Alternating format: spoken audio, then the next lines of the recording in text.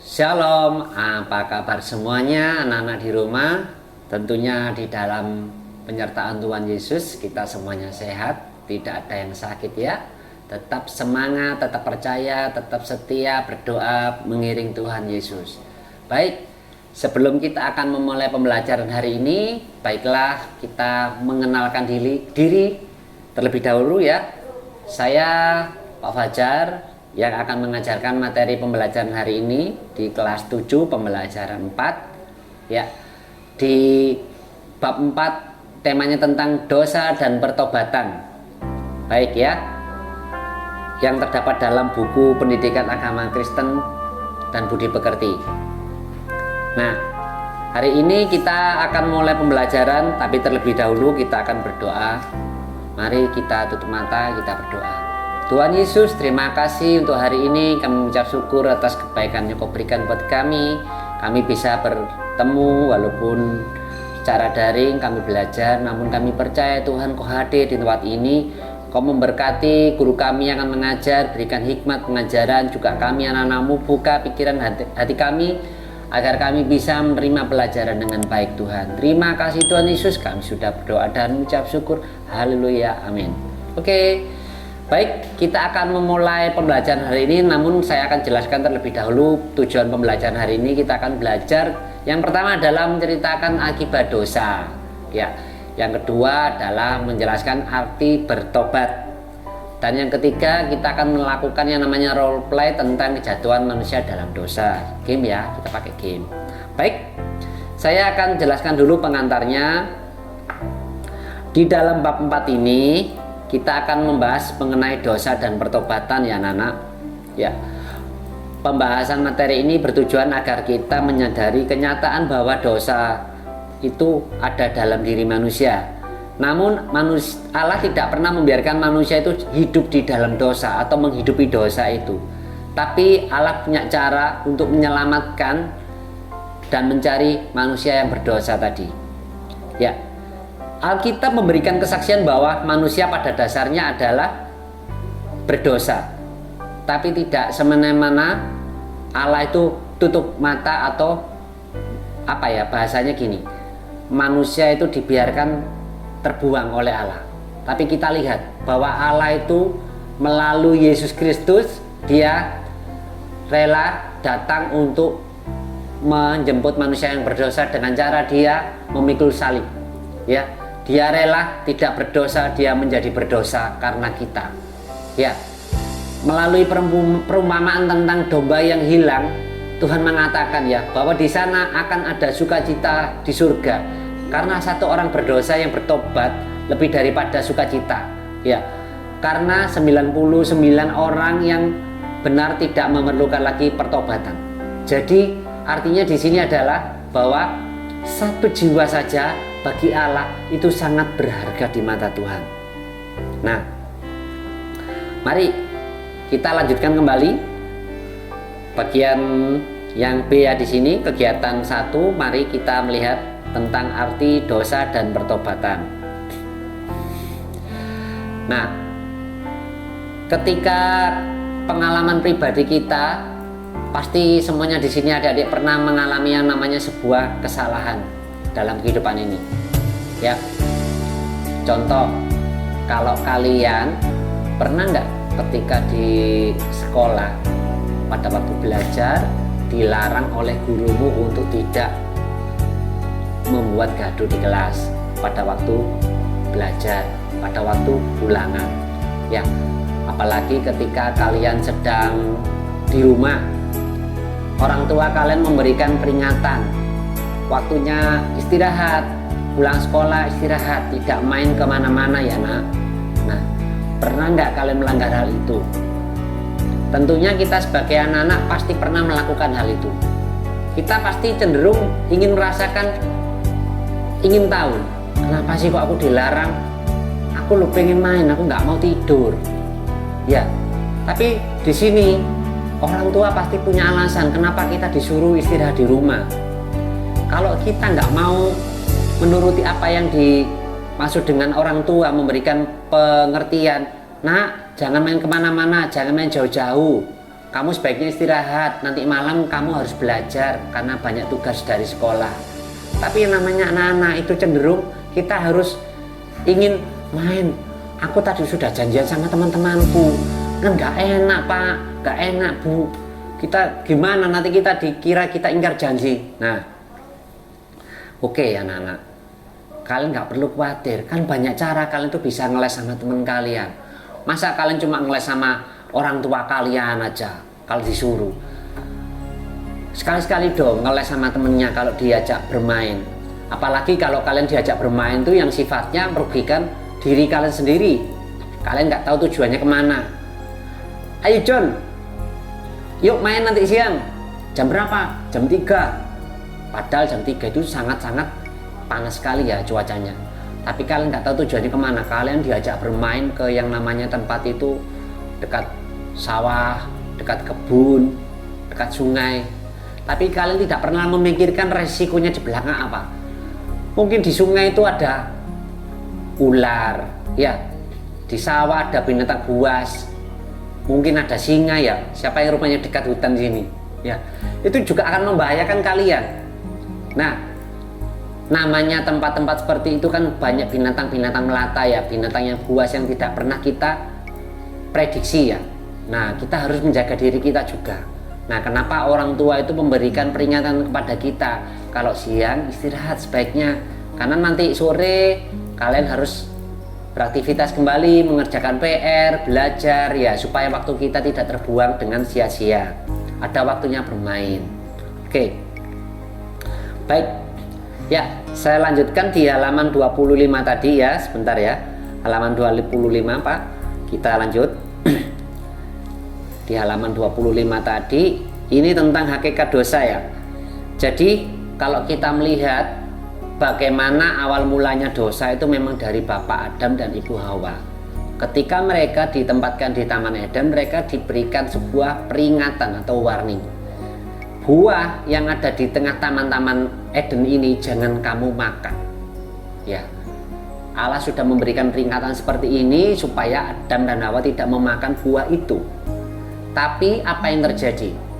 Ketika Hawa mendapat bisikan dari ular yang merupakan jelmaan iblis ya. Nah, Hawa tertipu dengan bujukan si ular tadi. Ketika kamu makan, maka matamu akan terbuka seperti Allah. Nah, terbuka ini bukan seperti apa maksudnya, tapi mereka melihat bahwa mereka sudah berdosa, mereka sudah telanjang. Nah, jadi mereka sudah melanggar perintah Allah. Allah itu bukan menjadikan Adam dan Hawa itu seperti robot buatan manusia yang harus mengerjakan si A, si B sesuai dengan kontrol yang sudah ditetapkan. Tapi Allah juga memberikan manusia itu sebuah hati nurani, sehingga ketika Adam dan Hawa diperhadapkan dengan keputusan seperti itu, mereka punya pilihan. Nah, tapi yang namanya godaan itu sangat kuat, juga tergantung daripada diri kita sendiri. Sama dengan halnya kita ya anak-anak, ketika kalian harusnya diingatkan oleh guru-guru sekolah minggu kalian, kakak-kakak rohani kalian, ayo kalau minggu ke gereja. Tapi ketika kalian di rumah, kalian melihat jadwal televisi yang bagus, apalagi sekarang ada YouTube ya, internet tidak terbatas. Kalau zaman dulu, zaman saya ketika lihat film, kita harus lihat jadwalnya. Hari Minggu itu jadwalnya film kartun penuh. Ya, kita selalu melihat pada jam-jam itu, sehingga kita mau ke sekolah minggu kita rasanya terganggu ya, nggak bisa maksimal gitu. Rasanya kita masih teringat-ingat film yang ada di rumah. Tapi kalau sekarang kita bisa mengaksesnya kapanpun. Nah, jadi seharusnya kalian sekarang ini bersyukur. Kenapa? Kalian hidup di zaman yang modern. Kapanpun kalian melihat bisa, kapanpun kalian mengaksesnya bisa. Jadi nggak harus melihat jam waktu. Nah, baik, kita lanjutkan. Kita akan, nah di bagian ini di halaman 26 ya. Nah, di halaman 26 ini ada sebuah tugas dari buku ini, yaitu menyanyikan sebuah lagu tentang berkaitan dengan dosa ya. Ini judulnya tentang meski tak layak diriku. Tapi Pak Fajar nggak nyanyikan lagu ini ya, kita buat versi yang lain ya. kita nyanyikan sebuah lagu, yaitu Ku Tak Membawa Apapun Juga. Ya. Oke, persiapkan diri kita untuk menyanyikan satu lagu ini. Anak-anak, saya akan ambil gitar ya. Ya, ini gitarnya artis. Oke, kita pujikan satu pujian Ku Tak Membawa Apapun Juga.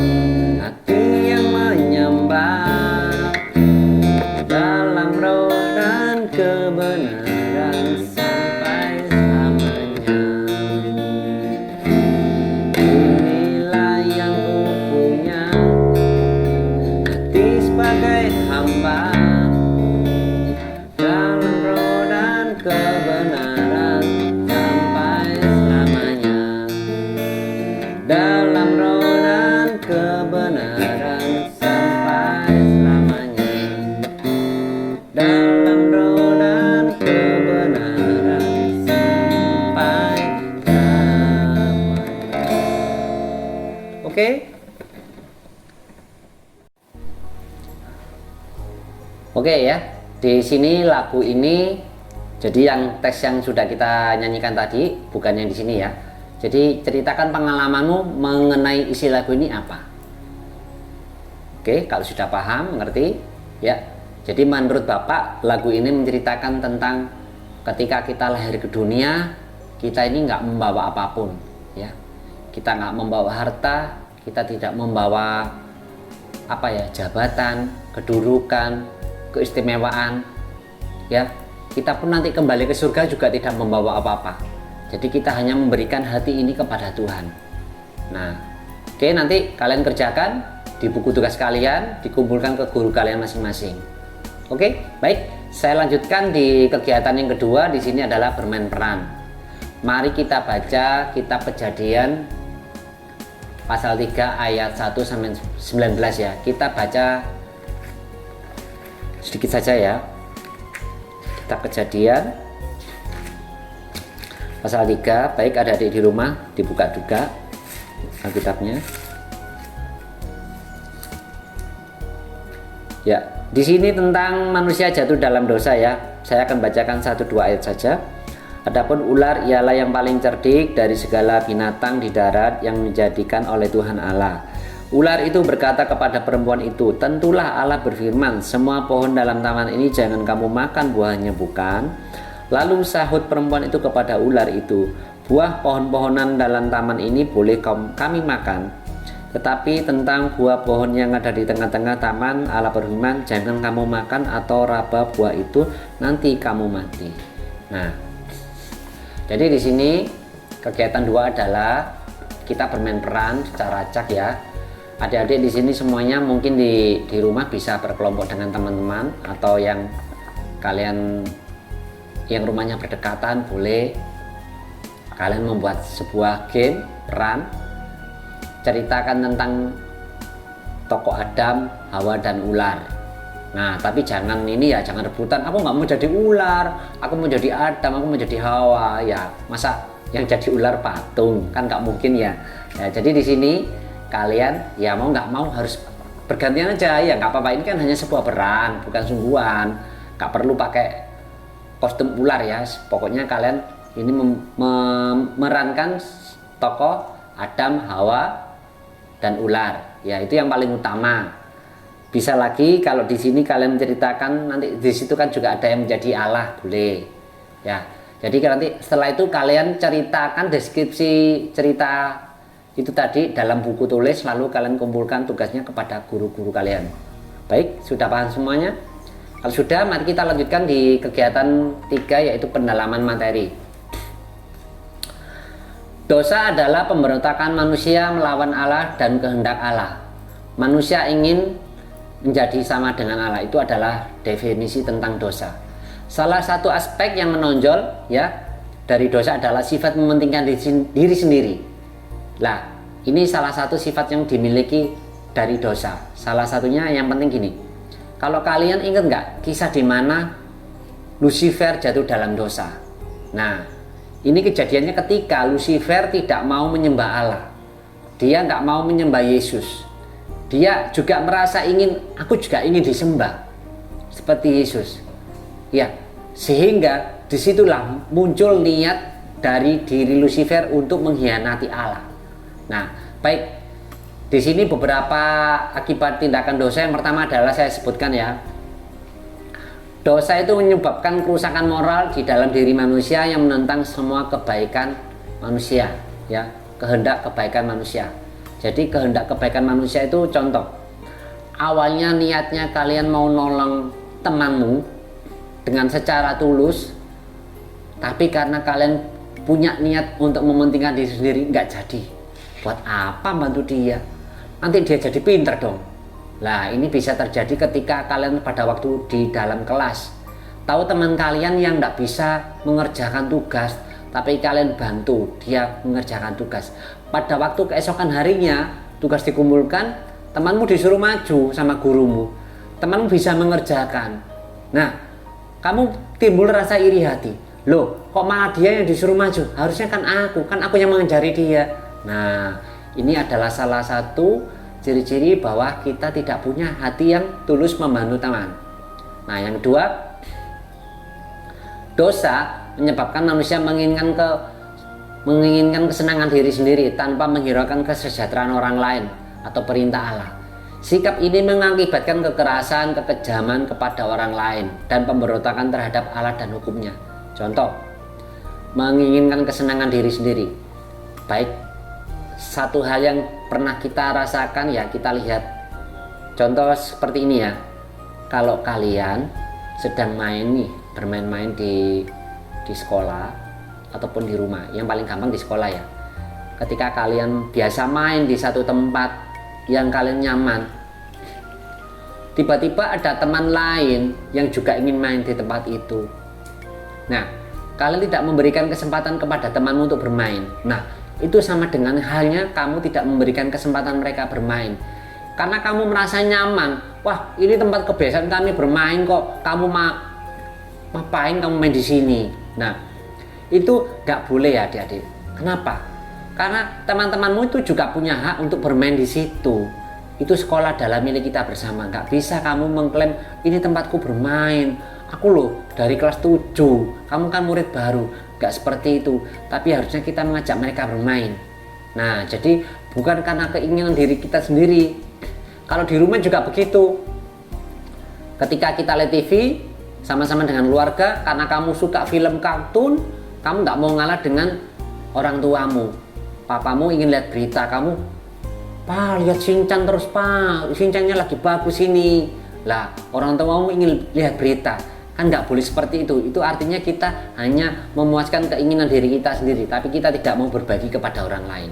Nah, yang ketiga, dosa membuat manusia menolak untuk tunduk kepada Allah dan firman Allah. Terdapat dalam kitab Roma 1 ayat 18 sampai 25 dan Roma 8 ayat 7 ya.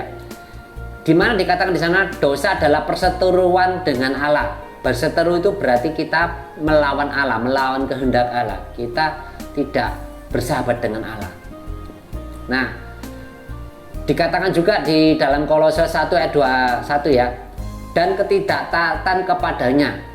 Jadi menjadikan bahwa kita ini adalah tidak taat kepada perintah Allah atau hukum Allah. Yang keempat, dosa menyebabkan kita senang melakukan ketidakadilan. Ya, berapa banyak dari antara kita yang seringkali melakukan hal yang tidak adil di mata Allah. Kalau kita punya adik, punya saudara, makanan ya di rumah dapat, contoh nih, ada berkat pizzanya ini 1 lingkaran. Nah, pizza ini kalau kalian bertiga, kalian berempat bersaudara, kan dibagi 4. Tapi karena kalian berempat ini ada satu yang pengen banyak, satu yang minta separuh lingkaran. Nah, terus 3 saudara yang lain dapat apanya dong?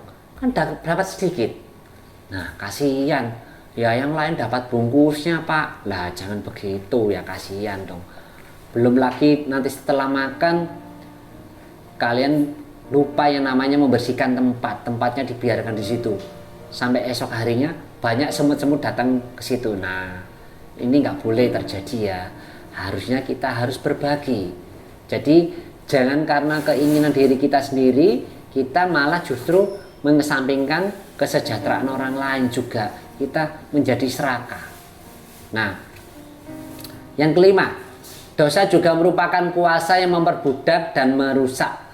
Ya, ini terdapat dalam Roma 3 ayat 9, Roma 6 ayat 12. Dan ada juga lanjutnya ayat-ayat di sebelahnya ini, kalian baca sendiri di rumah. Dosa juga berakar dalam keinginan manusia yang serakah. Nah, manusia yang serakah itu yang seperti apa? Yang sudah saya ceritakan barusan tadi ya, itu juga serakah bagian dari diri manusia. Yang sudah diberikan baju baru masih kurang puas. Ma, aku minta beli baju baru, aku minta sepatu baru, jaket baru. Semuanya minta baru. Terus lama-lama kalau sudah beli baru semua, apa kamu pakai semua setiap hari? Kan enggak. Ya, kalau punya saudara, ya saudaranya juga dibelikan. Mungkin pas pada waktu ulang tahun. Enggak mungkin setiap hari kita beli baju baru ya anak-anak ya. Nah, kasihan orang tua kita. Mereka juga bekerja dan bersusah payah untuk kita, untuk sekolah kita, untuk keseharian kita, untuk makan minum kita, kebutuhan sekolah kita, untuk yang lain-lain. Kita harus juga memperhatikan itu. Nah, dosa merasuki umat manusia melalui Adam. Nah, ini yang bagian ke-6 ya, itu terdapat dalam kitab Roma berapa tadi ya? Kita perjelas lagi di Zoom yang itu tadi. Ya. Jadi di sini ada Roma pasal 5 ayat 12. Kita buka sebentar ya kesempatan ini ya. Roma pasal 5 ayat yang ke-12. Sebab itu sama seperti dosa telah masuk ke dalam dunia oleh satu orang, dan oleh dosa itu juga maut. Demikianlah maut itu telah menjalar kepada semua orang, karena semua orang telah berbuat dosa. Ya, jadi karena satu orang masuk ke dalam dosa, semuanya ikut berdosa. Jadi semuanya, baik Bapak Adam, Ibu Hawa, dari nenek moyang kita itu sudah memiliki keturunan dosa. Jadi makanya di sini nggak ada yang bisa mengatakan aku suci, aku lahir dari orang tuaku, aku pasti suci. Nggak bisa seperti itu. Kalau kita mengatakan kita suci, apakah orang tua kalian pernah mengajarkan kalian berbohong? Kan tidak pernah. Tapi kenapa ketika kalian sudah besar, kalian sudah mengerti yang namanya berbohong, kalian sudah pernah yang namanya melakukan hal-hal yang mungkin tidak berkenan di mata Tuhan. Nah, itu adalah benih-benih dosa dari dosa warisan orang tua kita. Baik, yang berikutnya adalah akibat dosa, bagian C. Hubungan manusia dengan Allah mulanya sangat baik menjadi terputus. Nah, karena itu manusia membutuhkan yaitu perantara sehingga manusia bisa bertemu dengan Allah kembali. Karena hidup manusia sudah tercemar oleh dosa. Nah, jadi kita perlu yang namanya hubungan baik kepada Allah itu dimulai kembali. Nah, akibat dosa bisa kita lihat seperti ini ya. Yang pertama adalah 1. Dosa itu mengakibatkan hubungan manusia dengan Allah menjadi rusak. Ya, itu sehingga akibatnya setelah Adam dan Hawa berdosa, mereka tidak bisa bertemu dengan Allah seperti biasanya. Mereka nggak bisa dengar suara Allah, mereka mulai jadi ketakutan dan mereka harus sembunyi karena mereka nggak memakai baju lagi ya, mereka telanjang. Yang kedua, dosa mengakibatkan konflik dalam diri seseorang seperti racun yang mematikan ya. Dosa meracun dalam sistem tubuh manusia. Hati kita menjadi ternoda oleh dosa. Sifat alami menjadi rusak. Ya. Jadi kalau kita lihat, jadi dosa itu seperti racun ya. Tahu racun ya? Kalau ya kita tidak pernah minum racun memang ya. Bahasanya gini. Siapa yang pernah minum kopi? Nah, kopi yang kita minum selalu pakai gula. Coba kalau kita minum kopi tidak pakai gula deh. Tidak usah pakai gula. Langsung aja bubuk kopi kita makan. Rasanya apa? Pahit. Nah, seperti itu. Pasti kita bilang, aduh, pahitnya. Gak enak ya. Ya seperti itu. Nah, gambaran yang lain itu yang tidak enak dalam tubuh kita. Seperti benda-benda yang lain seperti ini ya. Tahu untuk pembasmi hama ya. Baygon yang lain itu kan untuk membasmi hama ya. Nah, bahan-bahan ini sangat keras dan berbahaya. Tidak boleh dikonsumsi oleh manusia. Kenapa? Untuk binatang-binatang tertentu bisa mati, apalagi manusia bisa keracunan. Nah, jadi dosa itu seperti itu ya. Kalau sudah masuk dalam tubuh manusia, bisa meracuni seluruh tubuh kita, bisa rusak tubuh kita. Nah, berikutnya membuat perasaan kita menjadi bersalah dan kita kehilangan damai sejahtera dari hidup kita manusia. Nah, yang ketiga, dosa mengakibatkan rusaknya hubungan manusia dengan sesama dan alam. Kok bisa ya? Nah, kalau dulu seandainya Bapak Adam dan Ibu Hawa tidak melanggar perintah Allah, mungkin alam tidak akan seperti ini. Alam tetap baik-baik saja. Contoh, kita lihat banyak sekali terjadi bencana alam, ya, bencana air bah pada zaman Nuh, ya, tahu ya, Nuh terjadi yang namanya air bah, sangat luar biasa ya, sampai 40 hari, 40 malam. Nah, kita lihat betapa Allah itu sangat berkuasa. Ya karena juga dosa manusia tadi, alam bisa marah. Nah, rusaknya hubungan manusia dengan alam ini itu menyebabkan apa? Alam juga tidak bersahabat kepada manusia. Kalau kita lihat, ya berkurun waktu beberapa tahun yang lalu ya, negara kita juga mengalami bencana tsunami, gempa, ya angin puting beliung ya, apalagi banjir bandang lah. Itu yang tidak pernah kita duga. Ya ini salah satu merupakan gambaran hubungan manusia dengan Allah itu tidak baik ya anak-anak. Ya, jadi dosa itu juga membuat hubungan kita dengan alam menjadi rusak. Seringkali kita lihat contoh penebangan hutan secara liar. Satu kelompok tertentu ya mungkin perusahaan mereka membuat lahan yang baru mereka dengan cara membakar hutan, itu bisa terjadi. Ini juga merugikan yang namanya lingkungan alam. Nah, jadi kita harus belajar. Jangan sampai karena kepentingan kita merugikan alam juga, merugikan diri kita yang ada di sekitar kita. Nah, kalau kita membakar sampah nih, kita nggak boleh sembarangan membakar sampah ya, yang juga merugikan ekosistem alam. Karena itu juga merusak pernafasan manusia. Ya, itu yang harus kita perhatikan. Yang keempat, dosa menyebabkan manusia menghadapi kematian secara rohani. Banyak orang berpikir bahwa kematian merupakan akhir dari segalanya dan kesalahan yang dilakukan akan terlupakan. Namun faktanya tidaklah demikian. Ya, jadi manusia itu melihat kalau ketika kita sudah berdosa, kita itu tidak mungkin ya kita ini bisa kembali ketemu dengan Allah. Tapi kita tahu Allah itu tidak tinggal diam, Tuhan tidak pernah diam, tidak pernah tutup mata. Tuhan tetap mengasihi manusia dengan cara Dia menjadi Isa, ya, menjadi Isa, yaitu Yesus Kristus menyelamatkan hidup manusia yang turun ke dalam dunia. Dia rela lahir sebagai manusia yang hina, lahir di kandang domba, bukan menjadi anak raja. Ya, dikatakan tidak ada jalan lain selain Allah menolong orang yang jatuh dalam dosa. Karena waktu kita masih lemah, Kristus telah mati untuk kita, orang-orang durhaka, pada waktu yang ditentukan Allah. Akan tetapi Allah menunjukkan kasih setianya kepada kita. Oleh karena Kristus telah mati untuk kita ketika kita masih berdosa. Di dalam Roma 5 ayat 6 dan 8. Inilah bentuk pertolongan yang Allah tawarkan kepada manusia. Baik, saya lanjutkan. Ya, di sini. Nah, bagian yang D ya. Ya. Pertobatan. Ya, menurut Alkitab, bertobat merupakan berbalik secara total dari perbuatan yang lama melawan kehendak Allah menuju kehidupan yang baru, yaitu menurut kehendak Allah. Di dalam Kisah Rasul pasal 26 ayat 20 menyatakan, tetapi mula-mula aku memberitakan bahwa mereka harus bertobat dan berbalik kepada Allah serta melakukan pekerjaan-pekerjaan yang sesuai dengan pertobatan itu.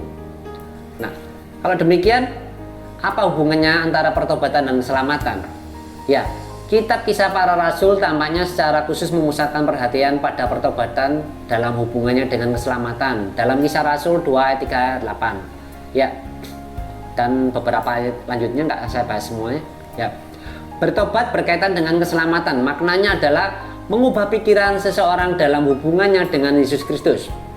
Dalam khotbah Petrus pada hari Pentakosta, ia mengakhirinya dengan panggilan agar orang-orang bertobat. Bertobat dari apa? Petrus memanggil orang-orang yang menolak Kristus, ya, untuk mengubah pikiran mereka mengenai Dia itu Yesus Kristus, ya, dan mengakui bahwa Yesus sungguh-sungguh adalah Tuhan dan Kristus. Petrus memanggil orang-orang untuk mengubah pikiran mereka dari menolak Kristus sebagai Mesias menjadi beriman kepadanya sebagai Mesias dan Juru Selamat. Nah, ini adalah kaitannya. Baik, saya lanjutkan di bagian ini ya. Jadi bertobat artinya mengubah sikap dan gaya hidup yang tadinya tidak hidup dalam iman kepada Yesus menjadi hidup dalam iman kepada Yesus. Hidup dalam iman artinya mewujudkan semua ajaran Yesus dalam perbuatannya. Nah, jadi kalau adik-adik di sini kita beriman kepada Yesus, artinya kehidupan keseharian kita mewujudkan tentang perilaku yang Tuhan ajarkan kepada kita. Ya, yang kita anak-anak terang, hidup kita menjadi anak-anak terang, bukan menjadi anak-anak yang suka bertengkar, mencari musuh kepada yang lain. Bukan seperti itu ya adik-adik ya. Ya, penting digarisbawahi di sini ya. Memahami bahwa pertobatan bukan hasil usaha kita, namun keselamatan itu adalah pemberian anugerah daripada Tuhan. Jadi kita jangan merasa aku selamat karena usaha diriku sendiri, bukan, tapi karena anugerah daripada Tuhan. Ya, tidak ada seorang pun dapat datang kepada Allah kalau tidak Allah yang menarik diri orang itu sendiri.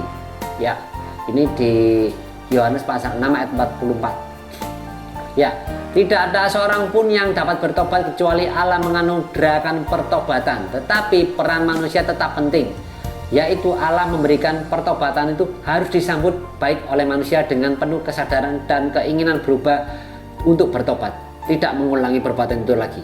Contoh, kalau kalian pada waktu sekolah, kalian pada waktu ulangan diuji, ulangan harian, ulangan semester, mungkin UNAS, ada ujian di situ. Kalian mengerjakan dengan kejujuran. Tapi kalau kalian tidak mengerjakan dengan kejujuran, disitulah kalian diuji iman kalian. Kalian mau jujur nggak? Nah, kalau kalian jujur, tidak perlu mencontek temannya atau bertanya kepada yang lain. Belajar dengan keyakinanmu sendiri karena kamu sudah belajar. Baik. Berbalik dari dosa merupakan salah satu hasil pertobatan yang sejati, berlandaskan iman yang menuntun kepada Tuhan Yesus Kristus. Injil Matius memberitakan kepada kita mengenai dua orang yang menunjukkan penyesalan atas dosa-dosa yang mereka lakukan. Ya, yang pertama adalah Petrus yang menyangkal Yesus. Ingat ya, tentang Petrus yang menyangkal Yesus. Ya, di sini kemudian dia malu dan menyesal, akhirnya dia bertobat dan dipulihkan oleh Yesus. Ya. Berikutnya adalah Yesus minta Petrus untuk mengembalakan domba-dombanya atau membimbing umatnya.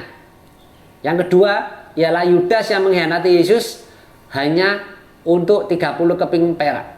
Uang perak ya, uang perak. Di sini 30 keping uang perak. Jadi ada orang-orang zaman dahulu itu yang menginginkan satu kepentingan pribadi hanya untuk menjual Tuhan. Tuhannya sendiri, Yesus Kristus itu adalah gurunya Yudas. Ya, itu memang karena diizinkan Allah, Yudas ini dihinggapi iblis, sehingga dia punya kepentingan untuk menjual gurunya sendiri. Nah, namun akhirnya Yudas bertobat bahwa tindakannya itu adalah salah, sehingga dia lebih baik mati dan bunuh diri. Motivasi bertobat Petrus dan Yudas sangat berbeda. Akibatnya juga sangat berbeda. Petrus menyesal dan malu, kemudian dia benar-benar bertobat dan dipulihkan. Sedangkan Yudas, ketika dia bertobat, meskipun dia bertobat, dia menyebabkan Tuhan dihukum mati. Ia tidak menginginkan pemulihan. Ya, tapi di sini kita lihat.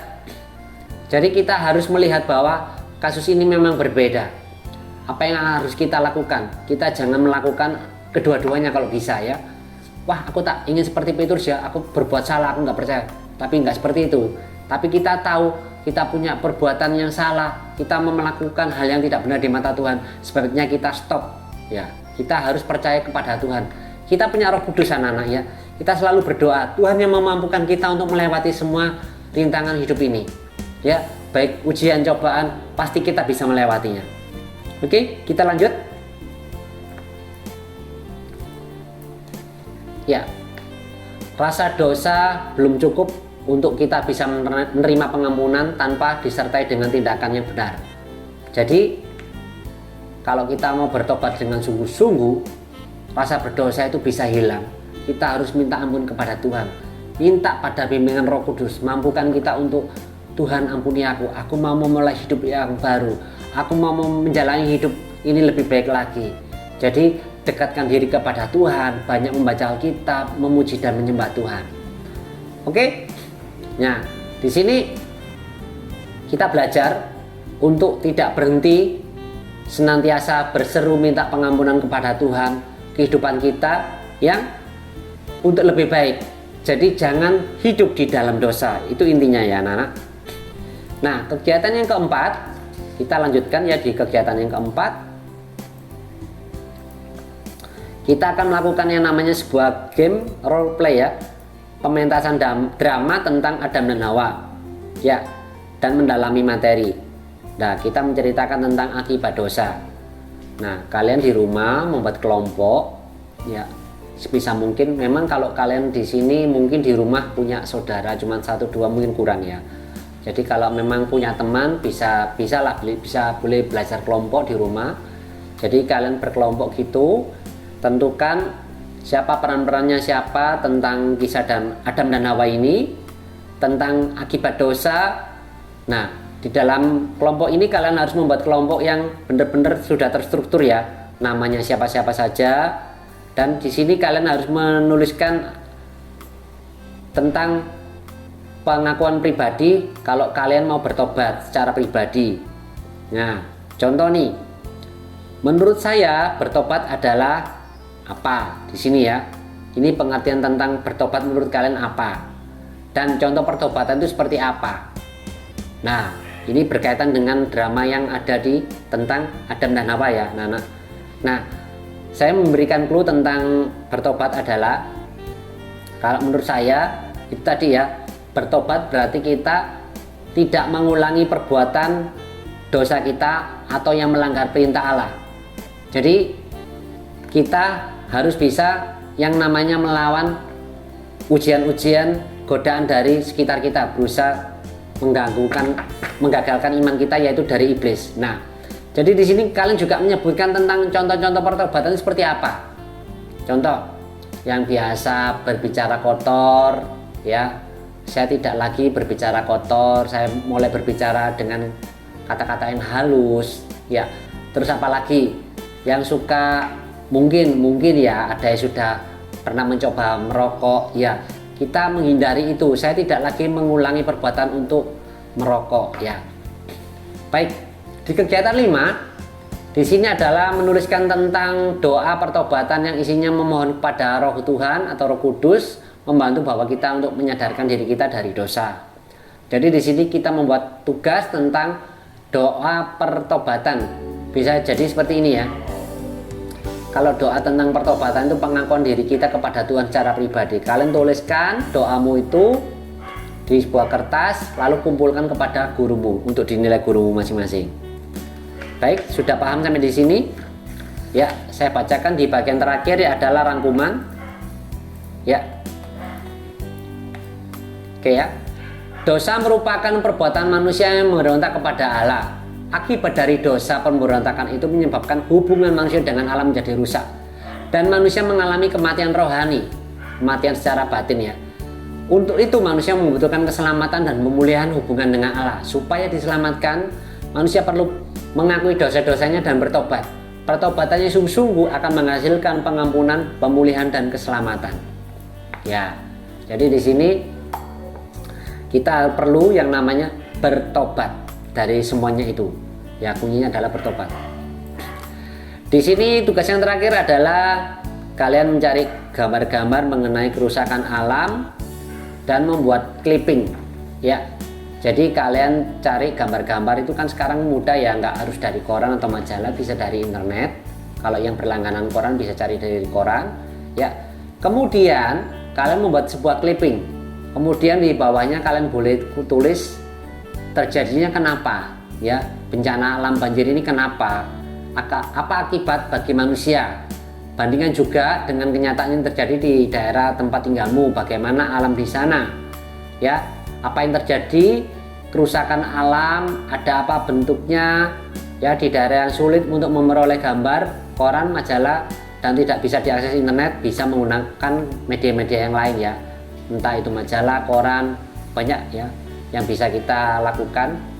Nah, di sini juga terjadi seperti hutan gundul, erosi dan lain-lain, itu juga bisa kamu jelaskan mengapa terjadi seperti itu. Ya, tugas dilakukan secara berkelompok dan bisa dipresentasikan pada pertemuan berikutnya. Nah, jadi jangan lupa di sini tugasnya kalian buat di kertas folio bergaris ya, berkelompok seperti itu dalam bentuk clipping. Baik, itu yang bisa saya sampaikan hari ini. Kiranya boleh menjadi berkat buat kita. Kita berdoa dulu. Tuhan Allah Bapa kami yang bertata di dalam kerajaan surga, Allah yang kami sembah di dalam nama Tuhan Yesus, terima kasih untuk hari ini kami bisa mengakhiri pelajaran ini dengan baik dari awal pertengahan akhirnya Tuhan. Terima kasih juga guru kami yang sudah mengajarkan kepada kami pelajaran hari ini, ajar kami untuk bisa hidup lebih lagi menyenangkan namamu, dan kami bertobat dari semua kehidupan kami yang tidak menyenangkan hatimu Tuhan. Biarlah Roh Kudusmu yang membimbing hidup kami untuk kami lebih lagi setia kepada Engkau Tuhan. Terima kasih Tuhan Yesus, kami sudah berdoa dan mengucap syukur. Amin. Oke, sampai di sini pertemuan kita. Tuhan Yesus memberkati.